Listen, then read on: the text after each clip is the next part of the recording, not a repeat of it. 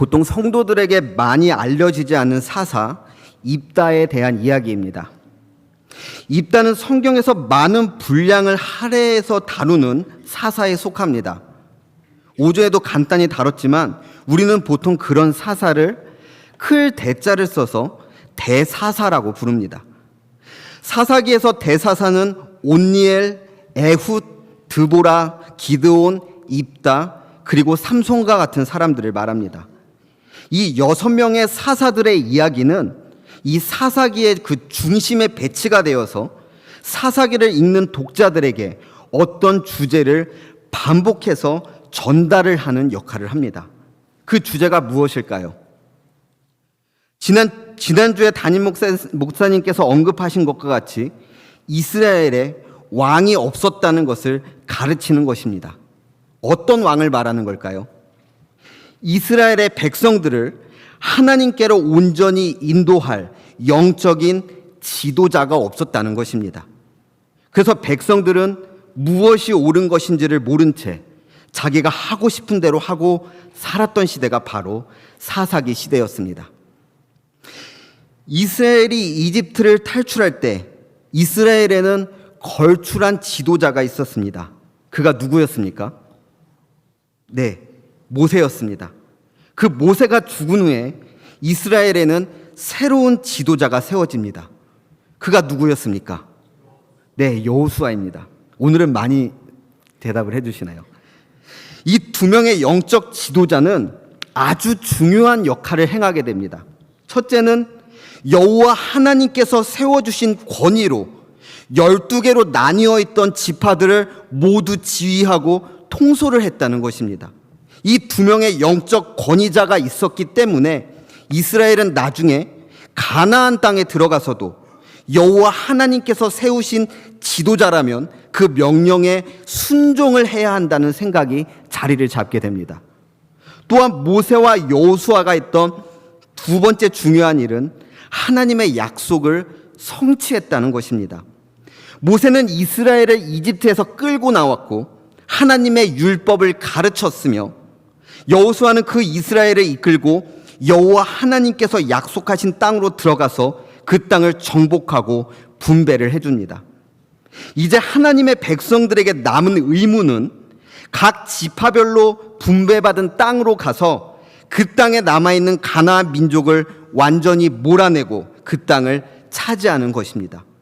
근데 이들을 이끌 민족의 영적 지도자가 사라져버립니다. 사사기 2장 6절에서 10절 말씀입니다.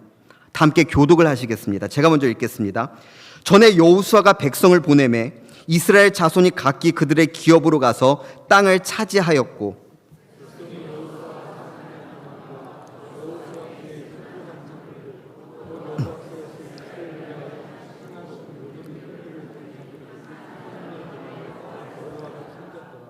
여호와의 총 눈의 아들 여호수아가 110세에 죽음에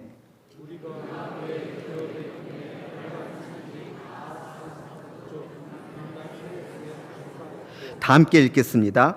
그 세대의 사람도 다 그 조상들에게로 돌아갔고 그 후에 일어난 다른 세대는 여호와를 알지 못하며 여호와께서 이스라엘을 위하여 행하신 일도 알지 못하였더라. 아멘. 여호수아가 살아있는 동안에는 자신들이 기업으로 받은 땅으로 가서 적들을 몰아내고 차지했었는데 그 땅을 차지했었는데 여호수아가 죽고 여호와께서 이스라엘을 위하여 행하신 모든 이적을 경험한 장로들조차 다 죽게 되자 이스라엘은 여호와 하나님이 행하신 일을 알지 못하게 됐고 바알들과 주위에 있던 이방 민족들이 섬기던 신들을 섬기기 시작합니다.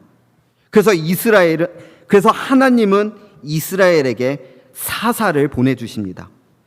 오늘 오전에 다루었던 것처럼 첫 사사인 온니엘은 유다가 분배받은 땅에 남아있는 민족들을 몰아내고 그 땅을 온전히 차지하는 일을 행하게 됩니다. 온니엘을 통해 유다 지파는 자신에게 분배된 땅의 일부를 온전하게 차지하게 된 것입니다. 여호와 하나님께서 주신 사명 중의 일부를 성취한 것이죠. 근데 여기에서 슬슬 문제가 생기기 시작합니다. 이스라엘 12지파 중에서 여호와 하나님의 이러한 사명에 순종하지 않고 심지어 가나안 땅에 있는 우상들을 섬기는 백성이 하나둘씩 생기기 시작했다는 것입니다. 여호와 하나님은 자신의 사명을 완수하지도 않고 오히려 다른 신을 섬기는 이 악한 백성들에게 분노하셔서 가나안에 살고 있는 민족들을 강하게 하시고 이스라엘이 공격받고 정복되고 고난을 받게 만드십니다. 그러면 이스라엘 백성들은 하나님께 울부짖고 바로 그때 하나님은 사사를 보내주셔서 12개로 나뉘어진 지파들을 뭉치게 하시고 가나안 민족들과의 전쟁에서 승리하게 하셔서 평화를 다시 허락해 주십니다. 그렇게 다시 살만해지면 이스라엘은 또 여호와 하나님께 죄를 짓는 이 패턴이 계속해서 반복이 됩니다. 사사기에 나오는 사사는 총 12명인데 그 중에서도 6명, 설교 시작할 때 언급했던 6명의 대사사들에 대한 이야기를 성경은 길게 다룹니다. 근데 그 6명의 사사들의 이야기를 읽다 보면 사사들이 점점 이상하게 변해가는 것을 발견하게 됩니다. 첫 사사인 온니엘 이후로 두 번째 사사인 에웃은 장애를 갖고 있었고 오늘 오전에 다룬 드보라는 심지어 이 고대 시대에 여자가 지도자로 세워졌습니다. 그래도 여기까지는 사사들의 영적인 상태가 괜찮았습니다. 다음 주에 다룰 사사 기드온은 도무지 사사 같지 않은 행동을 계속합니다. 사사로 부름받은 자가 하나님의 말씀을 믿지 않습니다. 심지어 어느 정도냐 하면 여호와 하나님께서 자신의 말을 믿지 않고 너무나 두렵거든 몰래 적진에 가서 적이 하는 말을 한번 들어봐라 했더니 정말 몰래 가가지고 적의 말을 듣습니다. 근데 웃긴 것은 여호와 하나님께서 세우신 사사인 이 기드온이 적들이 하는 말을 듣고 나서야 하나님의 말씀을 믿는다는 것입니다. 적들이 뭐 다른 얘기를 한 것도 아닙니다. 여호와 하나님께서 말씀하신 내용 그대로 다시 말한 것 뿐인데 기드온은 하나님께서 계속 말씀하실 때에는 그 말씀을 믿지 않다가 이방 민족이 동일한 말을 하니까 그 말을 믿고 따르기 시작합니다. 사사가 하나님의 말씀을 청종하지 않고 이방 민족의 말을 청종하는 태도가 보이기 시작합니다. 그리고 기드온 다음에 등장하는 오늘 본문에서 다루는 입다는 기드온보다 더 사사답지가 않습니다. 아니 엄밀히 말하면 사사라고 부르기도 힘든 인물이 바로 입다입니다. 입다의 이야기는 사사기 10장 6절 말씀부터 시작됩니다. 이스라엘 백성은 이제 여호와 하나님을 버리고 더 이상 여호와를 섬기지 않는 상태에 이르게 됩니다. 6절을 보시면 바알, 아스다롯, 그리고 아람의 신, 시돈의 신, 모압의 신, 암몬의 신, 블레셋의 신을 섬겼다고 이렇게 기록하고 있는데 이 신들의 수를 세면 정확히 7이라는 숫자가 나옵니다. 이 7은 완전하다, 완벽하다, 충만하다는 것을 의미하는 숫자입니다. 이스라엘 백성들 가운데 우상 숭배가 그만큼 가득하고 충만했다는 것을 의미했죠. 그러면 사사기에서 이스라엘 백성들이 하나님께 죄를 지은 다음에 나타나는 현상이 무엇인가요? 패턴을 말씀드리는 겁니다.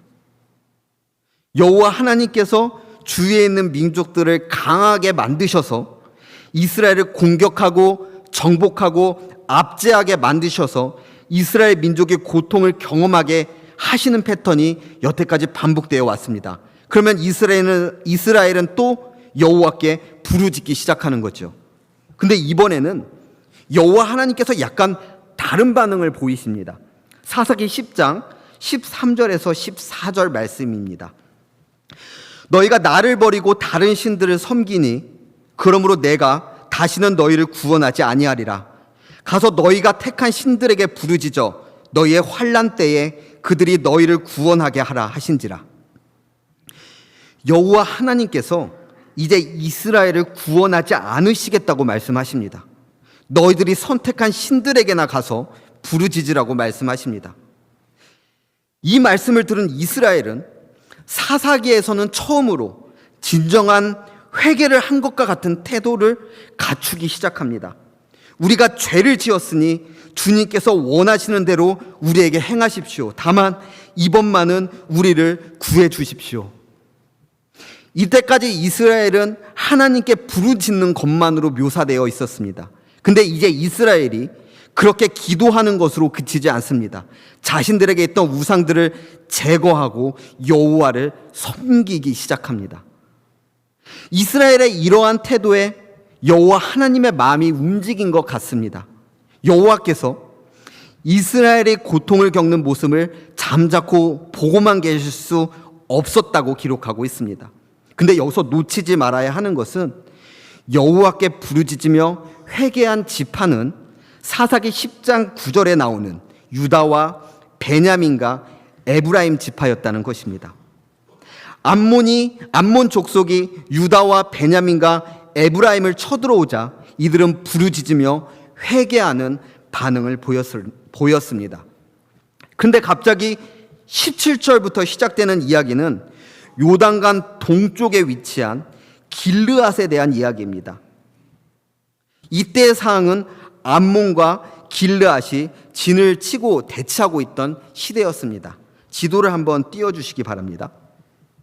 저게 노란색 부분이 암몬입니다. 잘 보이시지 않겠지만 여러분이 보실 때 오른쪽에 약간 갈색 부분과 왼쪽에 베이지 부분을 나누는 것이 요단강입니다. 이 요단강은 여러분이 기억하기로는 이런 거죠. 이 강을 여호수아가 건너가지고 여리고성을 정복한 그 강을 말합니다. 그리고 요단강 동편에는 므낫세 반 지파와, 그러니까 에브라임 지파와 갓 지파와 갑자기 생각이 안 나네요. 베냐민 지파와 맞나? 루벤 지파와 루벤 지파와 갓 지파와 므낫세 중에 반 지파가 여기를 차지하게 됩니다. 그래서 므낫세 지파는 이쪽에도 있고 이쪽에도 있습니다. 근데 이 요단강 동편의 이 중간에 있는 지역을 길르앗이라고 보통 부르는데, 이제 성경을 계속 읽다 보면 이 동쪽에 있는 전체 지역을 길르앗이라고 부르기도 하고, 특별히 이 동쪽에 있는 므낫세의 반쪽 지파를 언제부턴가 길르앗이라고 부르기 시작합니다. 길르앗은 이 요동강 동편 지역을 말합니다. 그리고 이 요동강 동편에 있는 루벤 지파와 갓 지파와 므낫세 지파 중에서 반이 이 요단강 동편을 이제 분배를 받았죠. 이 요단강 동쪽 지역을 분배받은 이 길르앗 옆에는 바로 오늘 여기에 등장하는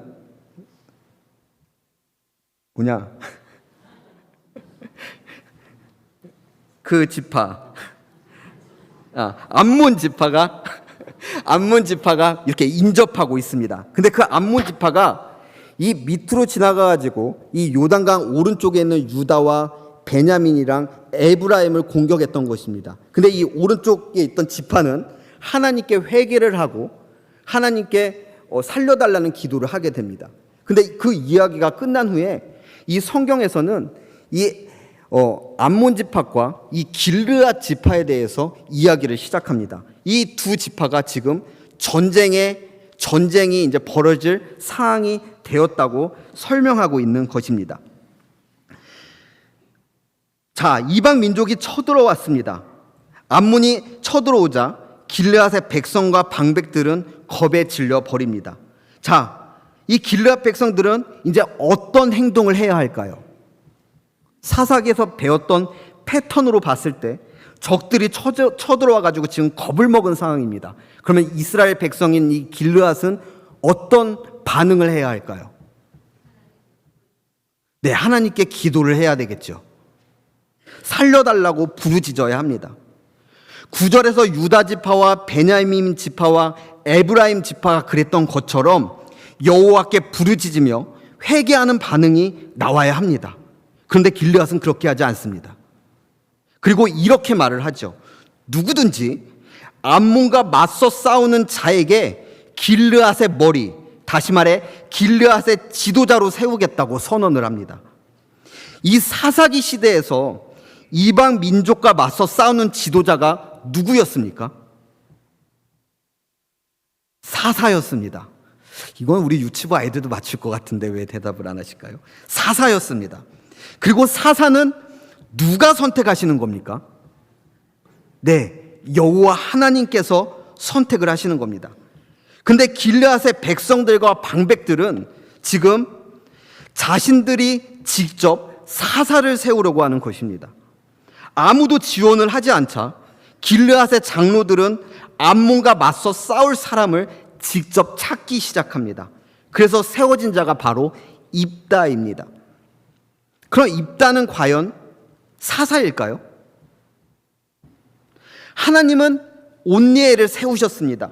사사기 3장 9절을 보면 이스라엘 자손이 여호와께 부르짖음에 여호와께서 이스라엘 자손을 위하여 한 구원자를 세워 그들을 구원하게 하시니 그는 곧 갈렙의 아우 그나스의 아들 온니엘이라 라는 말씀이 있습니다. 에훗도 세우셨습니다. 사사기 3장 15절입니다. 이스라엘 자손이 여호와께 부르짖음에 여호와께서 그들을 위하여 한 구원자를 세우셨으니 그는 곧 베냐민 사람 게라의 아들 왼손잡이 에훗이라. 드보라를 통해서 바락도 군대 장관으로 세우셨습니다. 사사기 4장 6절 말씀입니다. 드보라가 사람을 보내 아비노함의 아들 바락을 납달리 게데스에서 불러다가 그에게 이르되 이스라엘의 하나님 여호와께서 이같이 명령하지 아니하셨느냐? 너는 납달리 자손과 스불론 자손 10,000명을 거느리고 다볼산으로 가라. 천사를 보내셔서 기드온을 사서로 부르십니다. 사사기 6장 14절입니다. 여호와께서 그에게 향하여 이르시되 너는 가서 이 너의 힘으로 이스라엘을 미디안의 손에서 구원하라. 내가 너를 보낸 것이 아니냐 하시니라. 삼손과 같은 경우에는 삼손의 어머니에게 천사를 보내십니다. 사사기 13장 5절입니다. 보라, 내가 임신하여 아들을 낳으리니 그의 머리 위에 삭도를 대지 말라. 이 아이는 태에서 나옴으로부터 하나님께 바쳐진 나실인이 됨이라. 그가 블레셋 사람의 손에서 이스라엘을 구원하기 시작하리라 하시니. 하지만 입다는 하나님께서 세우신 적도 부르신 적도 천사를 보내신 적도 없습니다. 입다가 사사일까요? 길르앗은 여호와 하나님께 살려달라는 기도도 하지 않았고 사사를 보내주시길 기다리지도 않았습니다. 자신의 삶의 터전이 위협받자 스스로 자신들을 구할 지도자로 찾은 것이 바로 입다였습니다. 더 당황스러운 것은 입다는 이들 장로들이 예전에 자신의 지파에서 쫓아낸 인물이었다는 점입니다. 입다는 기생에게서 태어난 서자였고 재산 분배 문제로 가문에서 쫓겨났고 그때 길르앗의 장로들도 입다를 쫓아내는 일을 도왔던 것 같습니다.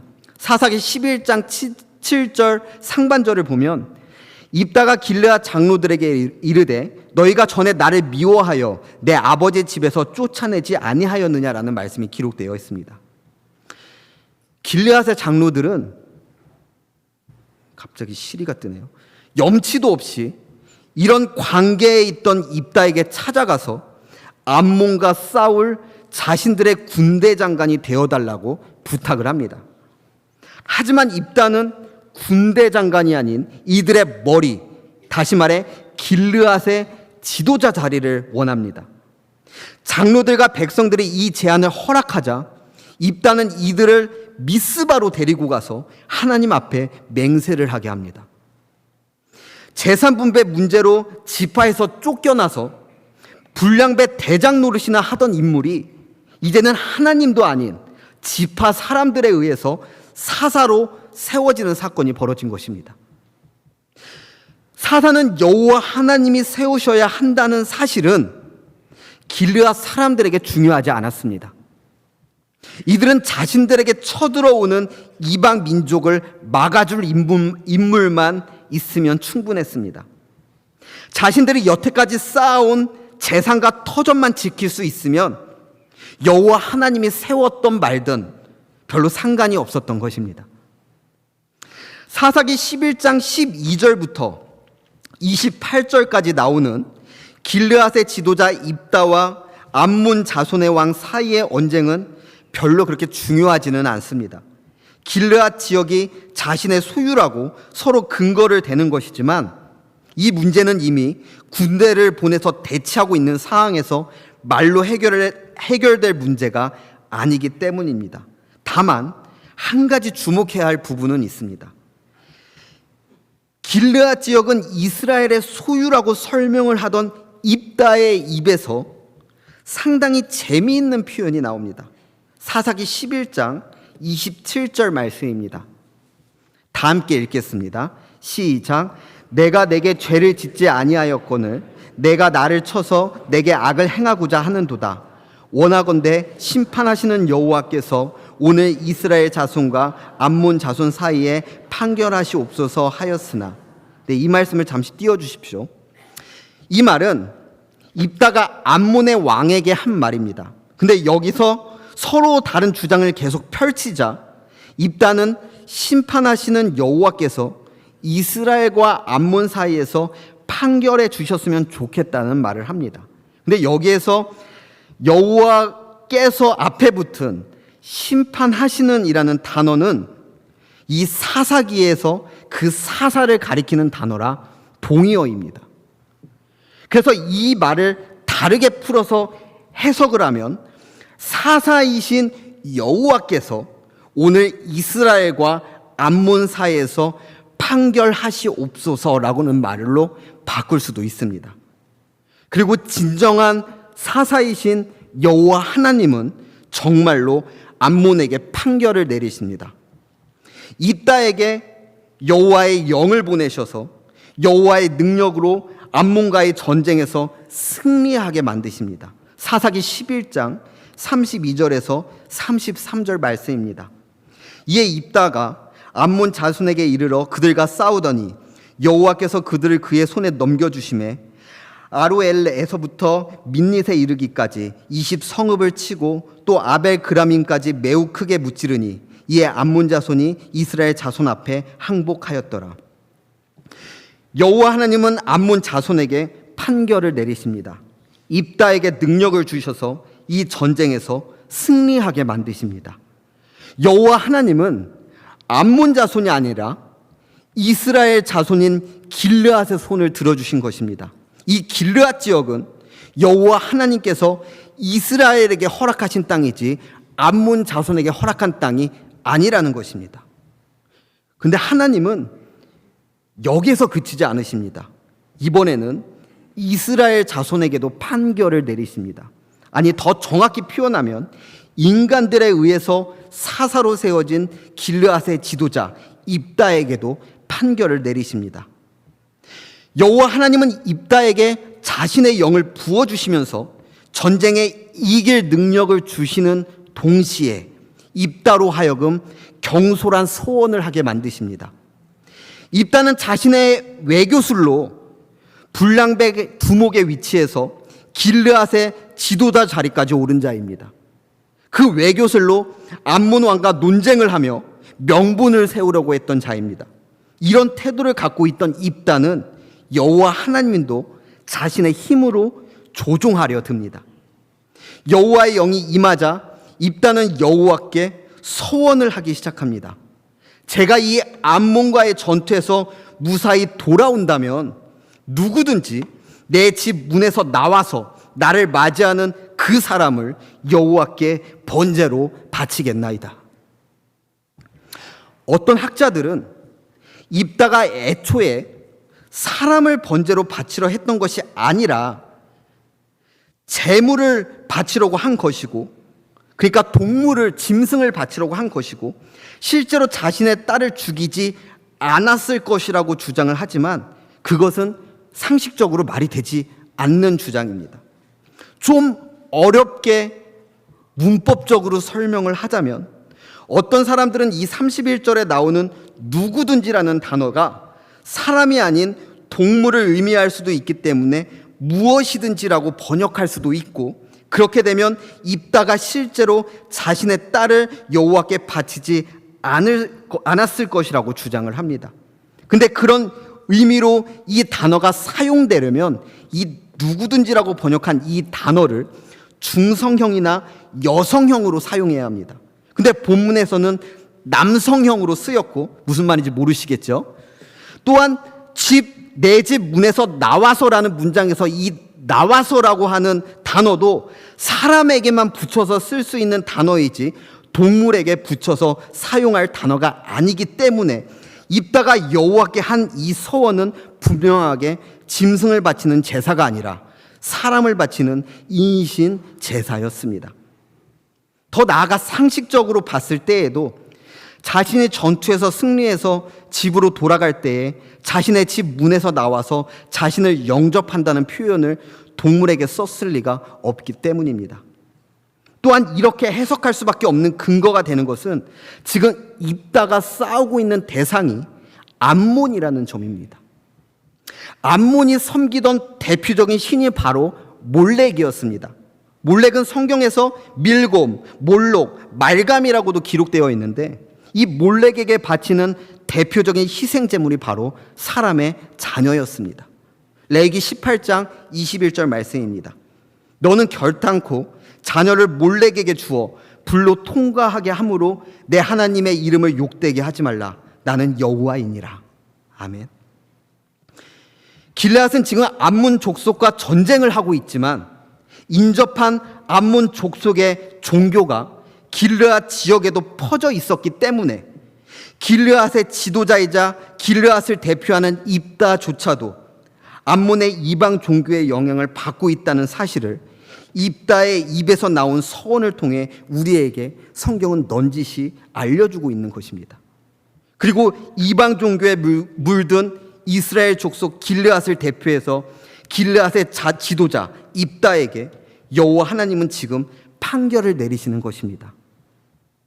여호와 하나님은 자신이 분배한 땅에 암몬 족속이 쳐들어오는 것도 용납하지 못하시지만 자기 마음대로 사사를 세운 길르앗과 그의 지도자 입다도 용납하지 않으십니다. 그래서 입다에게 있는 유일한 자녀인 딸이 죽음에 이르게 하십니다. 딸이 결혼하지 않은 처녀라고 계속 강조하는 이유는 이제 입다에게는 자신의 대를 이을 후손이 끊어졌음을, 그래서 이것은 여호와 하나님께서 내리신 벌이라는 사실을 드러내고 있는 것이죠. 그렇다고 여호와 하나님께서 인간을 바치는 인신 제사를 받으신다고 말하고 있는 것이 아닙니다. 레위기 5장 4절에서 10절 말씀은 하나님께 잘못된 소원을 했을 때 그것을 용서받는 방법이 기록되어 있습니다.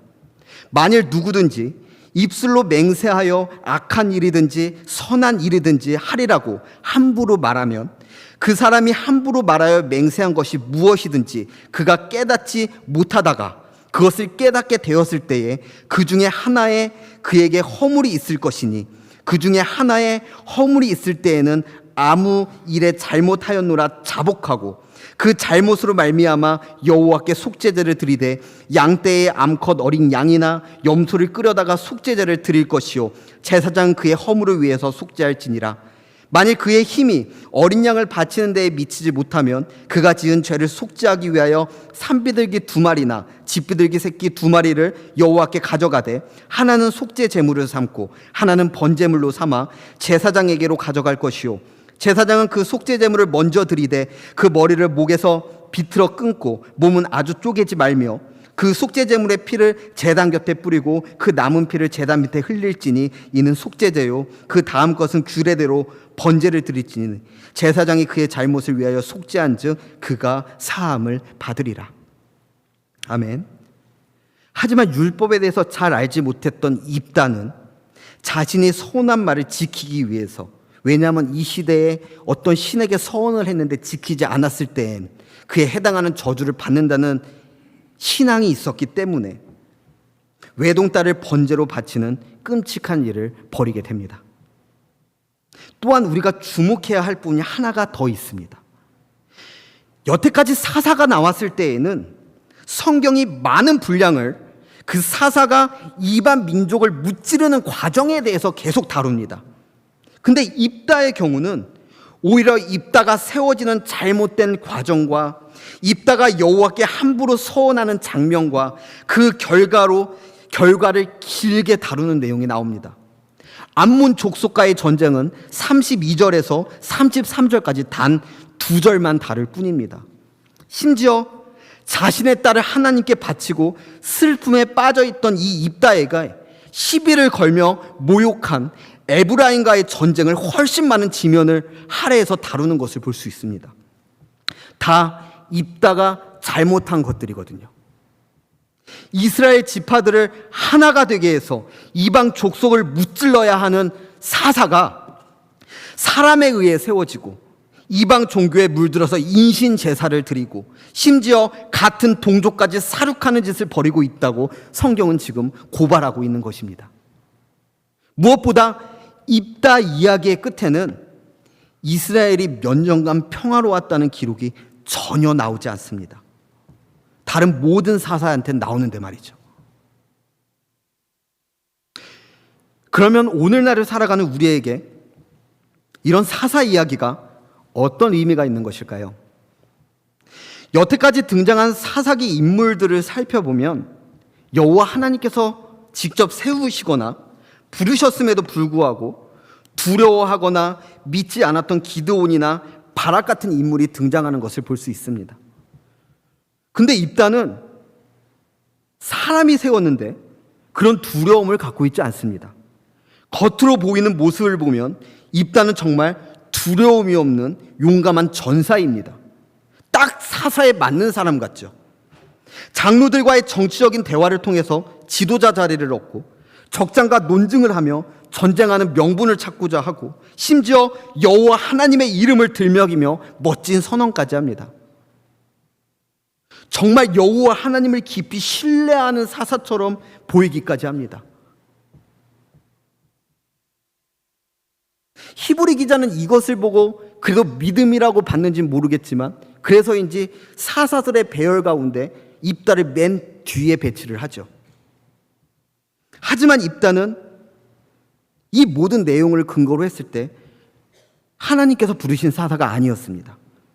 여러 재능과 은사에 있어서는 다른 어떤 사사보다도 출중하고 능력이 있었음에도 불구하고 입다는 하나님께서 부르신 사사가 아니었습니다. 어떻게 보면 입다가 전쟁에서 승리한 이유도 입다와 길르앗 때문이 아니라 그 전에 언급했던 회개하는 모습을 보였던 유다와 베냐민과 에브라임을 암몬으로부터 구원해 주시기 위해서 입다를 사용하신 것처럼 보이기까지 합니다. 우리는 먼저 입다의 태도에 주목을 해야 합니다. 입다에게는 하나님이 부어주신 마음이 없었습니다. 사사들이 때로는 백성들의 고충을 들어주며 재판을 한다는 말은 백성들을 향한 하나님의 마음을 가지고 공의롭게 옳고 그름을 가르치고 판결을 했다는 것을 말합니다. 하나님의 공의가 실현되게 하는 거고 하나님의 마음이 우리 백성들에게 그대로 끼치도록 그렇게 적용되도록 그렇게 살아가도록 하는 역할을 했다는 것이 사사였다는 것이죠. 근데 입다에게는 도무지 그런 모습이 보이지 않습니다. 자신의 백성과 자신의 민족을 위한 모습이 보이지 않고 오히려 자신의 이익과 자신의 지위만을 챙기는 모습이 드러납니다. 하나님께 나아가 맹세한 이유도 자신의 지위를 굳건하게 하기 위해서였고 하나님께 서원한 것도 하나님으로부터 전쟁의 승리를 얻기 위한 의도로 한 것이었습니다. 이것을 믿음으로 볼 수도 있겠지만요. 근데 그것도 이방 민족의 제사 방식을 끌고 와서 인신 제사를 드립니다. 우리는 이 땅을 살아가면서 하나님의 부르심을 받습니다. 목사나 선교사 정도 되어야만 하나님의 부르심을 받는 것이 아닙니다. 먼저 하나님께 선택을 받아 구원을 받은 자들은 모두 하나님의 부르심을 받은 자들입니다. 우리가 정말 하나님의 부르심을 받은 자들이라면 우리 안에 들어오신 성령 하나님께서는 하나님 아버지의 마음을 우리에게 반드시 부어주시고 같은 교회인 성도를 돌보고자 하는 마음을 주시고 함께 하나님께 더 나아가는 방향으로 우리를 인도해 주실 것입니다. 하지만 우리가 교회에서 사역이란 이름으로 어떤 일을 하면서 하나님께서 맡기신 일을 감당한다고 하면서 하나님의 마음을 헤아리지 않고 우리의 이익을 위해서, 우리 자신을 드러내기 위해서, 우리의 영향력을 높이기 위해서 더 많은 시간과 마음을 쓰고 있다면 우리는 우리 자신을 먼저 돌아보아야 합니다. 우리를 부르신 것이 정말 하나님이신지 말입니다. 우리 안에 정말 하나님께서 계시고 우리를 선하게 인도하고 계시는지를 말입니다. 만약 우리 안에 하나님께서 살아계시고 역사하셔서 우리를 회개하게 하시고 다시 바른 길을 보여주시고 선한 마음을 부어주신다면 우리는 하나님의 은혜에 감사하며 빨리 바른 길로 돌이켜야 할 것입니다. 하지만 우리 안에 그런 역사가 일어나지 않는다면, 솔직히 말해서 아무도 모르고 나만 안다고 할지라도 내 마음에 도무지 그런 마음이 생기지 않는다면 우리는 우리 신앙의 근본부터 다시 되돌아봐야 합니다. 하나님의 부르심을 받았다고, 하나님께 구원을 받았다고 착각하고 있는 것은 아닌지 말입니다. 교회에 오래 다녔기 때문에 익숙한 것이 아닐까요? 사사기 시대에는 이스라엘 민족을 하나님께로 바르게 이끌 왕, 영적 지도자가 없었지만 지금 우리 시대에는 우리를 바르게 이끄실 완벽한 사사이신 예수 그리스도가 계십니다. 예수 그리스도의 영이 우리를 하나님께로 향하게 하십니다. 우리의 온전한 사사 되시는 예수 그리스도의 영, 성령 하나님의 인도하심을 따라 하나님의 거룩한 백성의 모습으로 세워지는 우리 대전 남북의 성도님들이 되시길 바랍니다. 다 함께 기도하시겠습니다.